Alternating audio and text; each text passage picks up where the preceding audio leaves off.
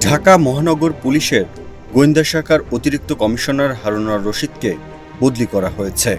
DMP commissioner Habibur Rahman স্বাক্ষরিত বিজ্ঞপ্তিতে বুধবার এ সিদ্ধান্ত জানানো হয়। আলোচিত ডিবি প্রধান হারুনুর রশিদকে ডিএমপির ক্রাইম অ্যান্ড অপারেশনস বিভাগের অতিরিক্ত পুলিশ কমিশনার হিসেবে বদলি করা হয়েছে।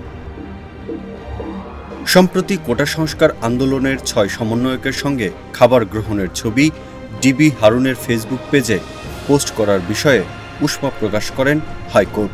এছাড়া গণভবনে আওয়ামী লীগ সভাপতি ও প্রধানমন্ত্রী শেখ হাসিনার সঙ্গে বৈঠকে ১৪ দলের নেতারা কোটা সংস্কার আন্দোলনের ৬ সমন্বয়কের সঙ্গে খাবার গ্রহণের ছবি ডিবি হারুনের ফেসবুক পেজে পোস্ট করার বিষয়টি নিয়ে আলোচনা করেন।